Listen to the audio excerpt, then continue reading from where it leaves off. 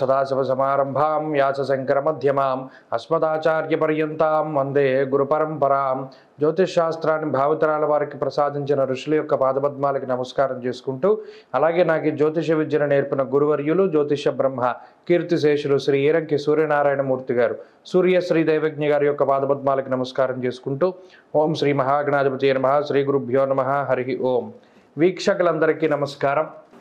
మీనరాశి వారికి ఈ వారం మిశ్రమమైనటువంటి గ్రహస్థితి గోచరిస్తూ ఉన్నది. ముఖ్యంగా రాశిలోనే సంచారం చేస్తూ ఉండేటువంటి రవి రాహువుల యొక్క కలయిక అది కొంత ఇబ్బందికరమైనటువంటి విషయంగా చెప్పవచ్చును. ఇక వ్యయస్థానమందు శుక్రుడు, కుజుడు, అలాగే శనేశ్వరుని యొక్క యుతి, ఇది చాలా తీవ్రమైనటువంటి సమస్య. ఇక వారం ప్రారంభమైనటువంటి 2 రోజుల వరకు జన్మబుధుని యొక్క దోషం కూడా ఉంటుంది.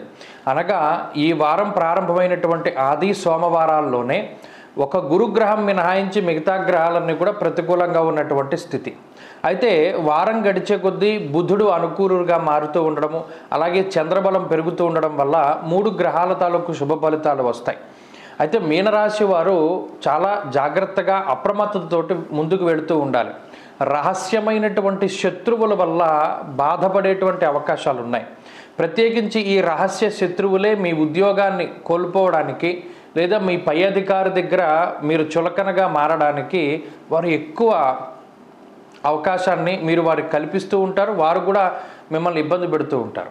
అయితే ఈ శత్రువులు ఎవరు, వాళ్ళని ఎలా ఛేదించాలి, ఎలా మనం దీన్ని దాటాలి అనేటువంటి దాని మీద మీరు ఎప్పటికీ ఇది కొంతవరకు స్పష్టత రాదు ఇప్పుడు ఉన్నటువంటి గ్రహస్థితి వల్ల.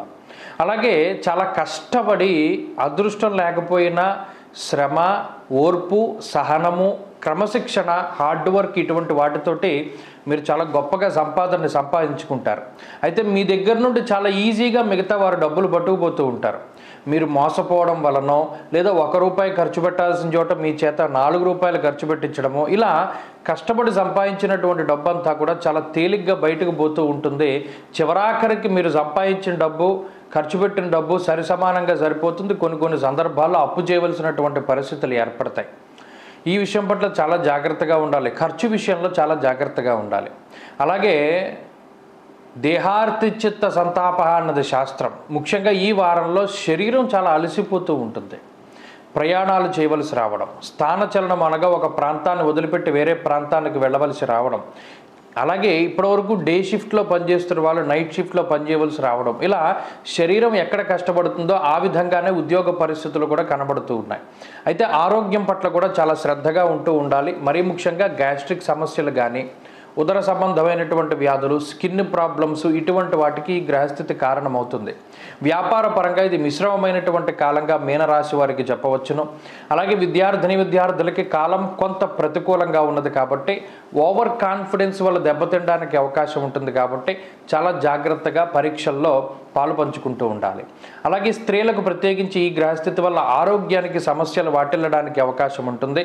మరీ ముఖ్యంగా అతిగా అలసిపోవడానికి అవకాశం ఉంటుంది. కాబట్టి వాటి పట్ల శ్రద్ధ వహిస్తూ ఉండాలి. మీనరాశి వారి వారం మరింత అనుకూలమైనటువంటి ఫలితాలని సాధించడానికై సూర్యారాధన చేస్తూ ఉండడం చెప్పదగినటువంటి సూచన. ప్రతినిత్యము కూడా మమ జన్మరాశి వశాత్ జన్మస్థానస్థిత రవిగ్రహదోష పరిహారార్థం అనేటువంటి సంకల్పం చెప్పుకొని సూర్యనారాయణమూర్తికి ఎదురుగుండా కూర్చుని ఆదిత్య హృదయాన్ని చదువుతూ ఉంటే ఈ గ్రహస్థితి నుండి బయటపడతారు. ఈ వారంలో కలిసి వచ్చేటువంటి రోజు బుధవారంగా చెప్పవచ్చును.